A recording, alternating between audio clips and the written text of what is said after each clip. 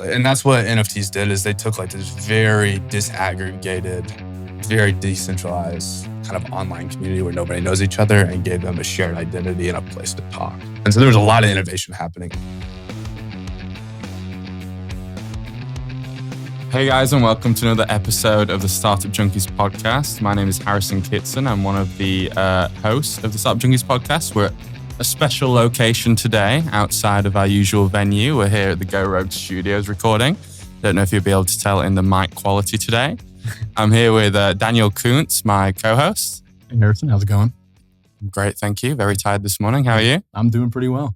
And today we are here with Daniel Fritsche and Joshua Owen, co-founders of TradePort. How are you?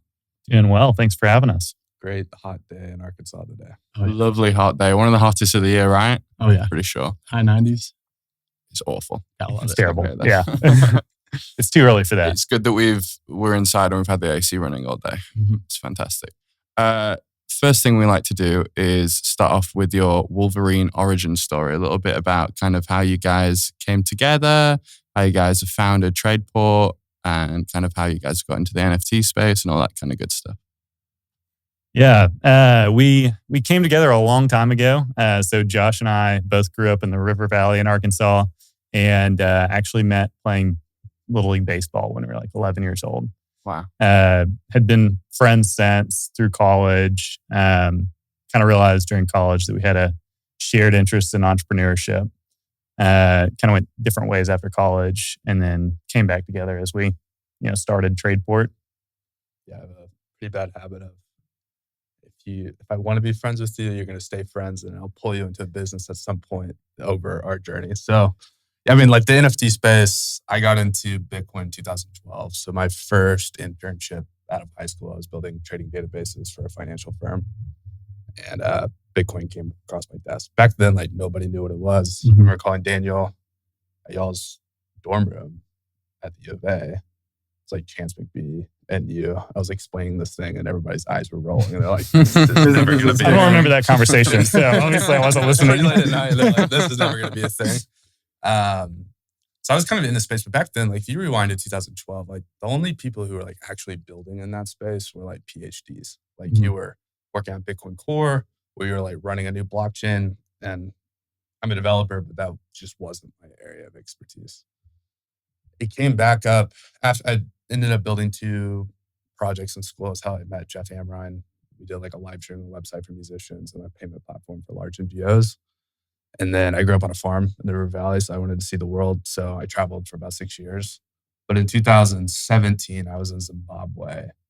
I'm not sure if you know about like Zimbabwe inflation. Yeah. Basically, they have like $1 trillion bill. Yeah. I was there like a couple of years after that. By the time, so they completely switched over to USD currency. And banks were like, you could only pull out $20 a day from ATMs. And so like in Zimbabwe, I mean, you'd see lines around the banks. Like you'd have to wait like 2 hours to get $20 in cash out. So I ended up chatting with this South African guy at a cafe. He was the owner.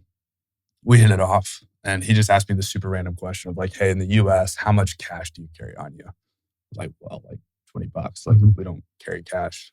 We have point of sale systems. Everybody uses a card. It's like, well, here we don't have point of sale systems. So people carry like $3,000 on them. There's like these mining trucks that are going up and down the road. They'll have $50,000, $60,000 cash on them because you can't put it in the banks. So everybody just carries it on them. And he's like, to do reconciliation between kind of these like small businesses in Zimbabwe, he's like, have you ever heard of this thing called Bitcoin or Ethereum? I was like, matter of fact, I have. And so they had started using that there. And if you like rewind way back, like Bitcoin Forum days, 2012, like that was, a lot of what was going on was happening in the US, but what people are talking about is like, hey, this will really help in kind of these third world countries where you don't have banking systems. Fast forward, like I'm sitting down at a cafe with this guy. I was like, holy shit, like this is actually happening. That's what got me back in the space. But even like 2017, it was still like very PhD style technology. People were building out either like Coinbase, like style big fungible token exchanges. And it wasn't until 2020, When did we start? 2021 was when we started, but yeah. So it wasn't until 2021 where you could actually, like, there was enough infrastructure in place that you could actually build like cash flowing style businesses. Like, we're from the Midwest. I grew up on a farm. Like, we like cash flow. Yeah. And like back, there was just, in the crypto space, there was not like what you would think of traditional SaaS companies in that space. Things started to change with NFTs, and that's what got us back into this space. Yeah. Very cool. So you guys started in what, 2021? Yeah. Started in 2021. So kind of picking up where he left off. Josh actually called me about Ethereum as well in 2017. I was working in finance at Stephens, doing equity research there. So was very familiar with like the TradFi ecosystem and kind of how that world worked. And he was telling me about ETH, and I kind of just like, it's like, that makes sense, but I just didn't get around to looking at it. And then a few months later, if you remember 2017, you're a little younger than us, but 2017 was when kind of like one of the biggest, or one of the first like real big manias in crypto happened. So, shortly after he called me, Ethereum took off, and then there was a chain that came out called Blockstack at the time. They were a Y Combinator company. Yeah. So. And he told me about that one, and that was one that I actually listened to him on. So we started following that one for the next several years. And in 2020, 2021, NFTs started taking off. So there was kind of, a lot of different blockchains that came out in 2017, and then a lot of applications that started happening in 2019, 2020, 2021. You had DeFi applications where people could trade coins. Take out loans, like a whole financial system inside the crypto sphere. Yeah. So instead of just chains, you had people building on top of it and building new kind of a new financial system, essentially. And then NFTs kind of rose to prominence, and those kind of like immediately clicked for us. Well, click for Daniel. This is actually a very good, interesting story, and I'll pass the baton back. But Daniel is he's TradFi. I've known him forever. He is the most conservative human being on the planet. We go mountain biking. I come back. So I was living international. I come back. We're mountain biking with a buddy. We go get a beer afterwards. And Daniel shows me a picture of a pudgy penguin, which is like this. They're like these, they're pudgy penguins. There's a picture of a penguin. It's a cartoon And I was picture. like, how much did you spend on that? And he's like, $13,000. And I was like, one, all the flags went up. And I was like, okay, Daniel's probably the smartest human being I know. He's also the most conservative human being that I know. This is so left curve. I should like dig in, like what's going on here? Because I was like a DeFi guy. And in the space, like NFTs were like, okay, there's like these weird pictures. Like I don't understand what that is. And Daniel got into it way before me. He saw it first. And then that was like, okay, this doesn't make any sense. Let's dig in here. Like tell me about like what's going on in the NFT space. How good does it feel to have gotten in that early as well into the NFT space? It was a wild ride. I mean, it would feel, there's ups and downs, we'll say that. I mean, it was, for whatever reason, that was my second NFT that I purchased. So I went into the deep end real quick. The first one was like $200. Yeah. So quite a jump from the first to second. So I really drank the Kool-Aid there. But to me, it was just kind of like the immediate kind of pattern recognition that I had was I grew up collecting baseball cards, and NFTs at the time were kind of just collectibles on the blockchain. If you believed, the blockchain was going to be a thing, these early collectibles on chain, because they were uniquely identifiable assets, which are NFTs basically, they would have a lot of value down the road if you believed, Ethereum and Bitcoin were going to be a thing in 50 years. So that made sense. And then as we started talking about it more and really looking at the applications of these NFTs, these NFTs like the pudgy penguins or Bored Apes that you may have seen on the news or CryptoPunks, they kind of brought communities together in a digital sense, which that was interesting. I mean, like you're kind of bringing digital, like people together until like a digital country club, essentially. Yeah. That is kind of a weird, I mean, we'll talk about NFTs have a lot of applications, right? NFTs are assets on chain. So you have currencies and now you have assets. But there was a unique kind of magic in the system when NFTs first came out for the community aspect. Because if you basically since I've been in the space since 2012, it was like a super decentralized, like there was no real online communities. There was forums, and then there was people who like met up in person at conferences. And what that era of NFTs was like, okay, you've got 10,000 or 2,000 people who are in this space, and we're going to give you like a shared identity and a place to talk. And that was very new in the NFT ecosystem. Just like if you're an Arkansas fan or you're an Oklahoma City Thunder fan, like there's a shared connection there that allows you to build trust with one another. Like if you fly to Italy and someone's wearing an Arkansas shirt, you'll be best friends with them. Yeah. Right? Like there's just this weird trust signal that happens that you're in the same tribe. I get Roll Tide all the time, and that's kind of whenever I'm wearing an Alabama shirt around here, and it feels great when people say it. Exactly. And you're way more likely to be friends with them. You'll trust them probably more than you probably should trust them just because they're an Alabama fan, right? Yeah. Or you'll trust their opinion more. Yeah, share this community. Exactly. And that's what NFTs did, is they took like this very disaggregated, very decentralized kind of online community where nobody knows each other and gave them a shared identity and a place to talk. And so there was a lot of innovation happening inside of these communities. Like way back in like 2020, like if you wanted to like meet the founder of Coinbase or like Kevin Rose or like any of those guys, like they were all inside these chats together. So it was kind of a hotbed for innovation in that space. It's not so much the case anymore, but that like at the time, there was really something special in like 2021 of like bringing everybody together. Yeah. Yeah. So that was one of the kind of initial, things that piqued our interest there as we were talking about it. But then as we talked about what NFTs could be in more depth and really what pushed us over the finish line of actually starting to play in the space, was just thinking about how NFTs, with regular crypto tokens called fungible tokens, and DeFi, we were kind of solving for the, a lot of the aspects of the traditional financial system, kind of rebuilding it on chain. NFTs kind of filled in a missing piece there where you needed to be able to represent unique assets on chain, because regular tokens, fungible tokens, don't represent unique assets. So if you were going to represent, a deed to a house on chain, you would use an NFT for that, or a title to a car, or a specific issue of a loan that had specific parameters.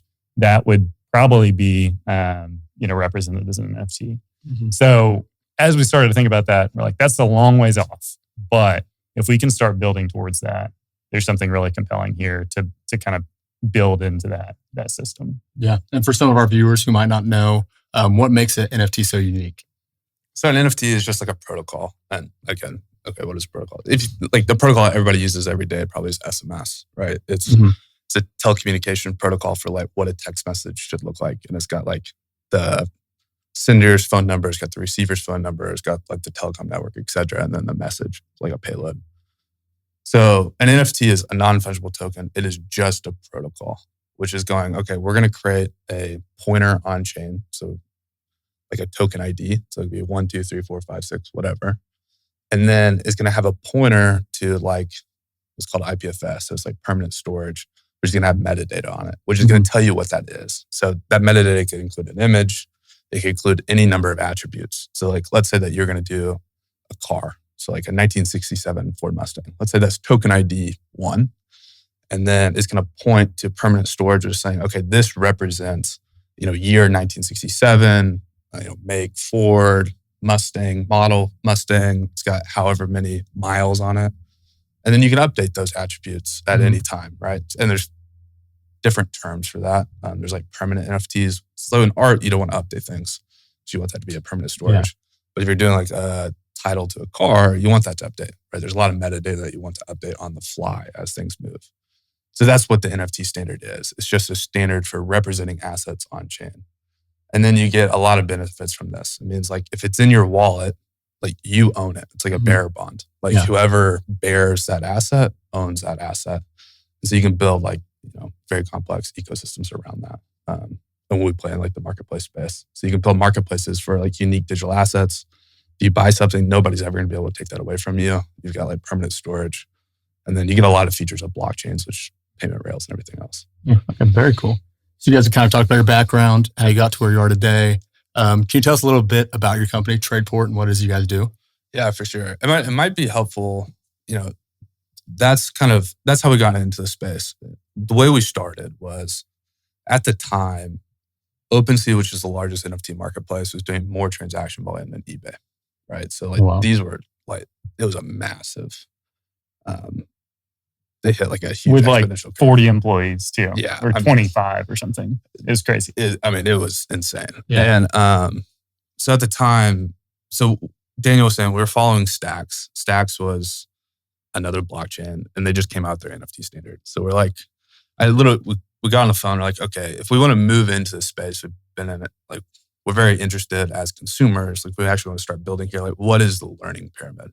Mm-hmm. It was literally that question. We didn't really set out to start a company. It was totally just like two bros with like curiosity. Yeah, you're trying to learn. Yeah, it's just like, what is the learning pyramid? So we ended up launching the second NFT project on that blockchain. And when we did that, it did way more successful than we thought it was going to be. It was like an art project. We did Mandelbrats. So it's just like, we're nerds. And we did like a nerd generative art. project. Yeah. There was nothing else to it except for that. Yeah, but we figured it out. Like, at that time, like, there's zero documentation. There's still like on a lot of these blockchains, like, no documentation. Like, you've got to call like core developers to figure out how to build on these things. It's very early still. Mm-hmm. So like, we were calling basically all the core developers, like, okay, how do you write smart contracts? How do you even do NFTs? Like, what does NFT standard mean? So we launched it, and everybody else was like, okay, we don't know how to do this either. Will you help us launch our project? So we started out as a launchpad. Okay.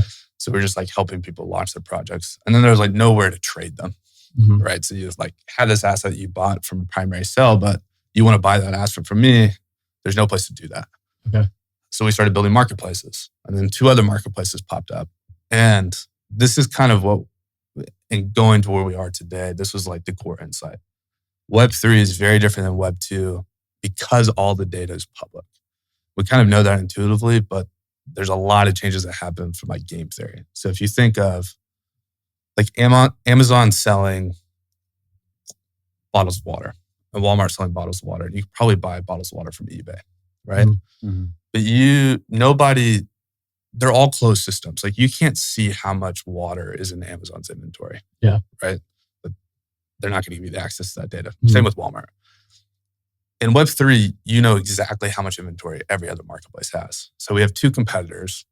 Nobody's doing this. It's called aggregation.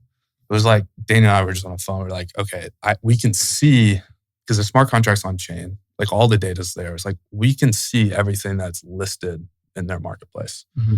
On Marketplace A and Marketplace B. Like, why don't we just aggregate all their inventory? So if you think like marketplace dynamics, there's 2-sided marketplace. You need supply, you need demand.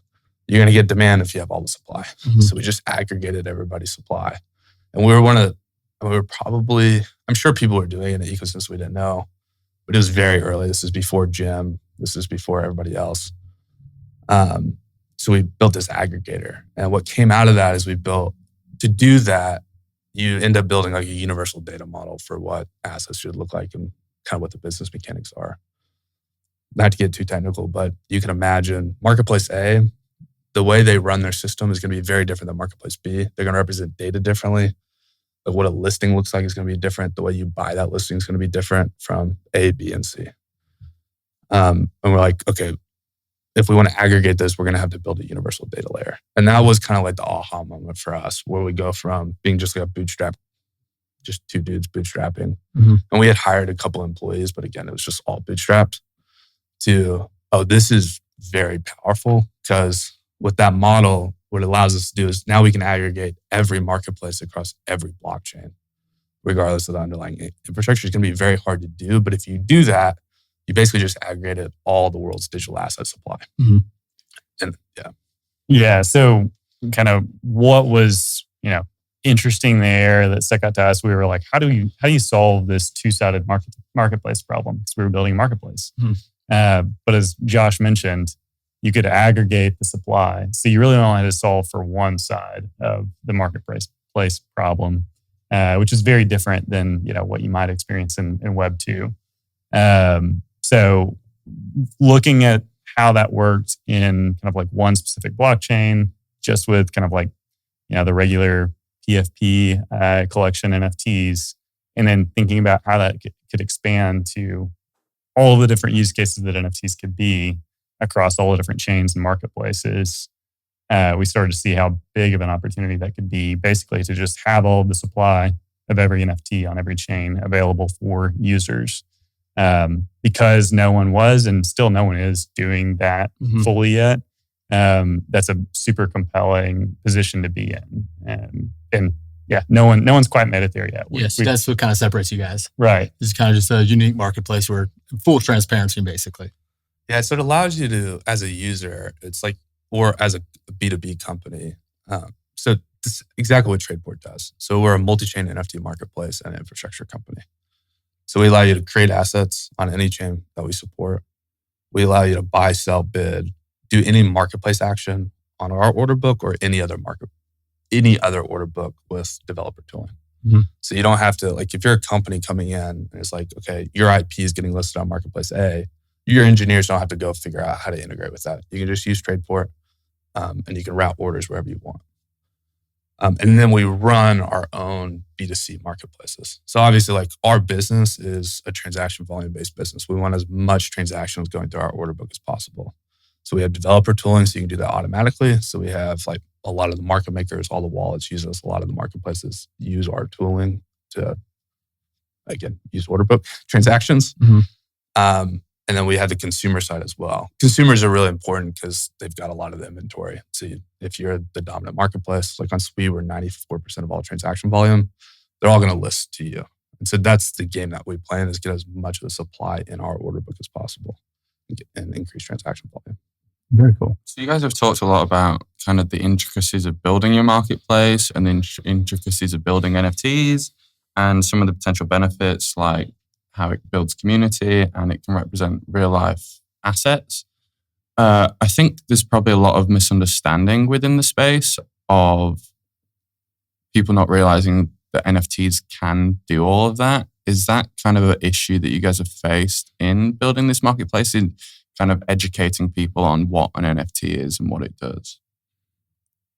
I think on the B2C side, the users that are here, that are in the space, understand it pretty well. Yeah. And they pretty much understand the game they're playing too, right? Like, if you look back at history, any new technological innovation that comes along almost always comes with speculation.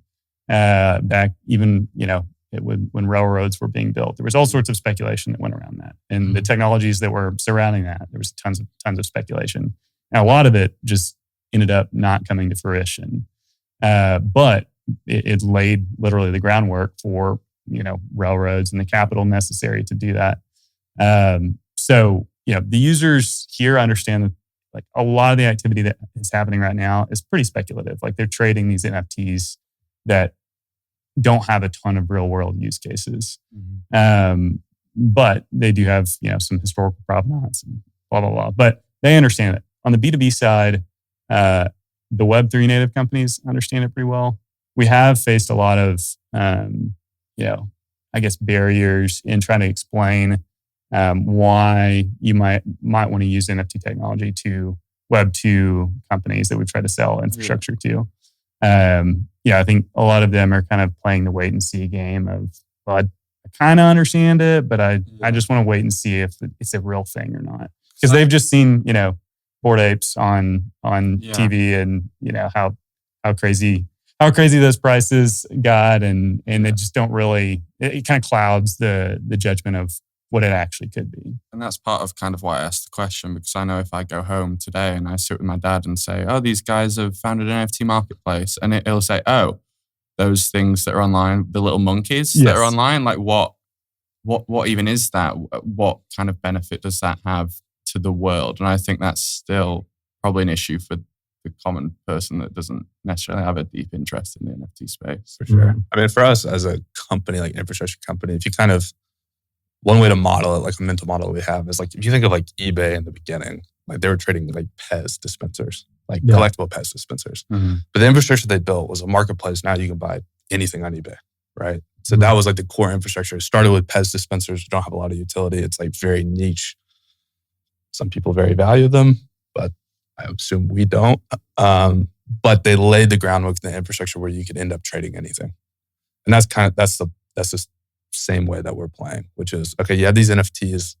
If you just be agnostic, like people are attributing value, and there's a lot of transaction volume that's happening today. Like without converting new non-believers into the space, there's a lot of transaction volume happening. But what we focus on as a company is like, okay, how do we build the groundwork so that we can bring all these real world assets on chain and then be kind of the core infrastructure for that when that happens. Very cool. So can I get on your website and like create a collection of NFTs? Yep. Mm-hmm. Okay. Well, I'd like to announce the brand new collection. You guys get a first look at it. It's called Daniel and Harrison NFTs. I actually printed out our first one for you. Oh, perfect. If you want to show the camera what that's looking like. That's incredible. I was wondering why you were holding that earlier, and I asked you why, and you didn't respond to me purposely at this moment. That's you what guys happened can there. keep that. It's going to be worth a lot of money in the future. We're going to frame that. Frame Can we get your autographs afterwards? Absolutely. Yeah. Probably even double the... You made me much more handsome than you are. I know. In real life, that isn't the case. It is the case, and that's why I did it. So I hate to distract from the actual conversation, but I wanted to give that give that to you guys. I really hope to see this. Yeah. I hope you're actually going to follow through on that. We might have to learn and start a collection on there. Yeah. So as we launch this NFT, which is likely to be very unsuccessful, can you guys tell us about any particular success stories you've already had within your marketplace? Sure. Go back to Megapont. If anybody's watching this, like in the NFT space, they're some of our best friends in the world. Mark, he ran a collection called Megapont. To this day, they still have probably the number one collection. The most all-time volume of any collection on the chains we're on. Yeah, so they did 6-7 million. 7 million right now. Wow. Secondary trading. Yeah. And then they went on, those guys, like, they did NFT, they've done multiple NFT collections. One of the first ones in the ordinal space. They just sold their company. They basically took a lot of that revenue. A lot of the guys in that ecosystem built a company called Spark, which is you could pay for anything on any chain with any currency. So they solved that problem. They had like payment backgrounds. And they just sold their company like 3 weeks ago. But that was a big success story. Something new that hasn't been a success yet that we're pretty excited about that will come into the month is, so there's some like watch dealers in the Diamond District in New York City. So they're like traditional like watch dealers. We're going to help them bring a lot of their assets on chain, introduce them to like our marketplace ecosystem. We like Q1, I don't know how many buyers we have on site. 40,000. Yeah. So like monthly. Yeah, monthly active like buyers on site. So there's a lot of opportunities that are coming up now where it's like people with real world assets that understand kind of the real world side of the business. We're helping them come on chain and we're introducing them to like our active set of buyers. And we're starting to experiment with that. So those would just be two. I know that when you mentioned $7 million and started talking about diamonds, I saw Daniel's eyes kind of light up there. He's like, maybe. Who knows? Who knows? So you guys have the infrastructure established. You could say you're kind of at eBay at their starting phases. What's next for you guys? 5 years from now, what does TradePort look like? In the immediate future, we're continuing to expand to new chains. So we're on Sui, Aptos, Near Stacks, mostly on Base and Ethereum right now as well. Base is a Ethereum layer 2. And so basically to kind of complete the infrastructure, we need to be on all of the relevant NFT chains so that when someone comes in and wants to do something with NFTs, they can choose whatever chain they want to build on or multiple chains, and they can just set up on our infrastructure and have that available to them. So that's like the immediate future is probably the next 2 years it will take to kind of expand to all of those chains. And it's pretty simple, that part of it, because that just has to happen, and no one has done that yet. Yeah, what's not immediate? What is it? So not immediate, like if you every 2 weeks we have an all hands meeting. That's been I've read the same document over 50 times now, right, to the company. The very top line is we want to become a programmatic interface for all digital assets. So we started with NFTs. Those are assets on chain. So you can build like cash flowing companies. That's why NFTs were exciting to us. Like that's an asset if you want to bring real world assets. But we need to do the DeFi stuff as well. We need all the currencies. And so very long term, it is, you should be able to look up any asset, whether it's a coin or a non-fungible token asset, and you should be able to route an order to anywhere in the world. I think where that really goes, like our base assumption, like if we're wrong about this base assumption, we can still build a pretty decent sized company, but it's not going to be as valuable as we'd like it to be, which is everything that you have a certificate for that says you own something, all of that gets digitized. So if you look forward, like what I'd love to do in like 10 years is like, let's say that you're in the market for a red Prius, for whatever reason. I don't know why you'd be in the market for a red Prius. You say like, what you can't do today that you can do with digital assets is you can go, I can see every digital asset ever created. If I'm in the market for a red Prius, I can't do a global lookup on every red Prius that's ever been created.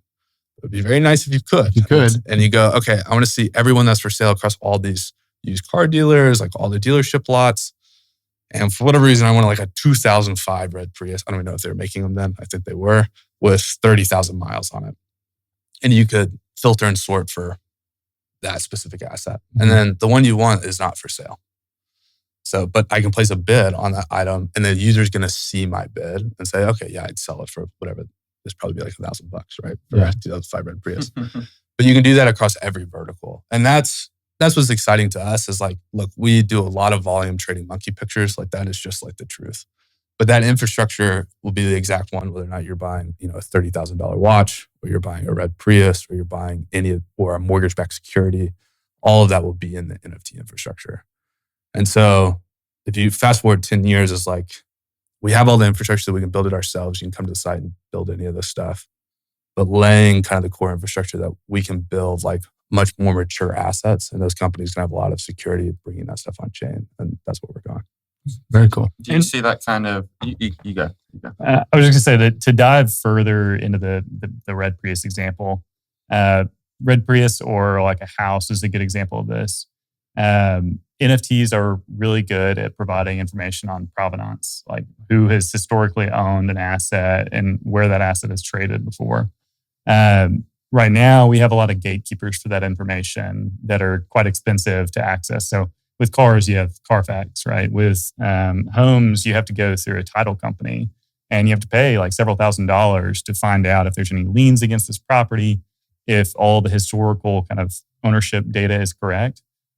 When those assets get digitized as NFTs, all that data will be like available as on chain, and you will see the full provenance. And so if your car goes in, I would imagine, if your car goes in the shop, the NFT will get updated and say like, oh, it had this engine issue. And so when you go do a global lookup of all these red Priuses, you're like, oh, this one fits my criteria, but it had, some issue that I don't want to deal with, or it's been through 5 owners, and I don't have to pay Carfax whatever the fee is for that to find that information. So do you see in the future potentially this limiting the ability of things like Realtor.com and Carfax and stuff to be able to sell on their platforms because you guys have such widely available information like that? Or do you think that's potential infrastructure they're going to have to adapt to? I think they'll end up adapting to that. Yeah.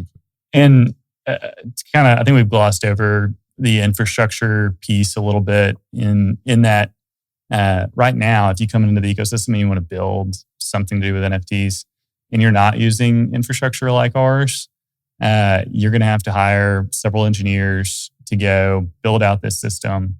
And not just, for a couple months, you're going to have those engineers on board to maintain that. And so it's very expensive. Basically, it's going to cost you hundreds of thousands of dollars a year to keep up with the same kind of information that we keep up. And you're only going to be able to do it in like a very specific vertical because you're focused on building a different type of business. Like you're not focused on building the infrastructure. Yeah, of course. Do you think that there's potentially any privacy issues in having all that information available about people's assets? Or? I mean, today you can do a lookup on any loan, right? But yeah, so I mean, everything's tied to wallet addresses. I mean, kind of the whole early days of crypto, but that's kind of gone away, which was like, okay, we're going to have these markets where it's pure anonymous. That's just not really true anymore because like if you go, you're probably onboarding to an exchange, you're going to KYC through those exchanges. As we start to do like securities on chain, you're going to have to KYC. Like the laws are still the laws, right? Mm-hmm. So you're going to have a tie. Now you're going to have some vagueness there because it's going to be a wallet address. It's not going to be like Josh Owen. Mm-hmm. But if people want to do a lookup, or like the government wants to do a lookup, or law enforcement wants to look up, that they can get who that is behind that address. Mm-hmm. So yeah, I think it's a different game. I do think there's a lot of benefits, especially in like financial markets or like any of these big markets, where we can actually bring transparency. Where like today, there's so many, like you looking at mortgage-backed securities, like nobody really knows what's in that. I mean, because you're gonna have to go read like 2,000 pages. Like it's hard to like drill in or like unbundle things. Mm-hmm. The whole time, why this space has always been very exciting for me is like it's kind of the first time you can build, like remove all the black boxes from a market, where you can actually see like everything that's going on inside of a market. What's been interesting about building this space is like we know exactly how much our competitors are making. Not only that, we know the exact user. So it's like when we go into a market, I can see the top, 1,000 wallets. And it's like, okay, that wallet's doing 2% of all transaction volume on chain.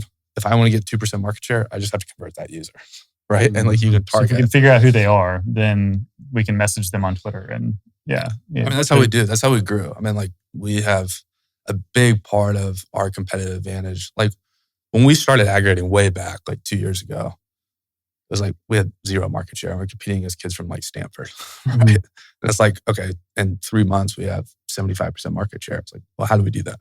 Well, we were aggregating all the data and like we knew exactly the users we had to convert. And it's like way more targeted that way. So yes, there is an abstraction to privacy, but I think you get a lot of benefits too. And it's just people can opt in or opt out. Yeah. Well, it sounds like you guys got some exciting stuff coming up in the future. We kind of like to end these things with a question. You have a lot of technology, a lot of code, I'm sure, blockchains, a lot of fancy technology. One thing you don't have is a time machine. I assume you don't.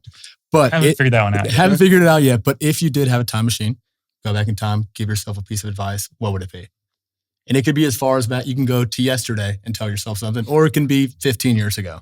I probably would have listened to Josh in 2012 when he called me about Bitcoin. I probably would have listened to that conversation. I probably would have wired a lot more money out of a bank account in 2012. I don't know. I mean, there's like financial things, obviously, that you can always do. I think personally is like, man, when I was in college, so I went to U of A. I felt like I had I had to figure everything out by the time I graduated school. Mm-hmm. And we were talking about this earlier off camera. It's like you're about to graduate school. Like if you're in 20s, like your 20s really are figure out, do a lot of exploring, like figure things out. I personally traveled. It was very beneficial to me. Like I would have just said, dude, it'll be all right. Like chill out. Mm-hmm. Like keep exploring, follow your curiosity, and it's going to work out. That would probably be the biggest thing. I know there's a lot of unneeded stress that really affected my hairline when I was like 20 years old, right? That I could have prevented. I noticed a gray the other day in the shower. I'm not really worried too. I got one of those recently too. Oh, really? Yeah. Gosh. I think mine would be along similar lines in that, as Josh mentioned, I'm very conservative naturally. But in your 20s, like there's literally no downside basically to taking risks. Whether that be, doing something different for a career than kind of like what you're expected to do, or moving, traveling, not working like for a couple of years, doing something completely different. There's really not much risk, but you can learn a lot if you're open to it.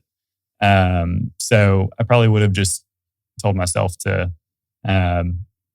chill out in a way, and also just don't be afraid to take some risk. Yeah. Pretty good advice right there. It's refreshing advice as someone's right out of college that is absolutely stressed and needs a break. So stop being stressed is what I'm hearing. Yeah, don't stress out. And then final question we like to ask for any of our listeners looking to get involved in what you guys are doing, looking to learn more, where can they find you? They can find us on Twitter at TradePort XYZ. And then our website is tradeport.xyz. Daniel's on LinkedIn. Yeah, I noticed that you weren't on there. Trying to do my research. You weren't on there. He made it difficult for you. And we're both on Twitter as well. Pretty sure you can search our names and find us. Yeah. And we can link everything in the description of this episode. Well, thank you guys for coming on. Just want to remind our listeners to follow Startup Junkies podcast on YouTube, Spotify, and Apple Podcasts, and to check out our LinkedIn and startupjunkie.org to stay up to date with some news and events. Thank you guys for coming on. Awesome. Yeah, thank you. Thanks for having us. Yeah. Looking forward to your NFT. Yeah, it's going to be big. All right. Thank you guys.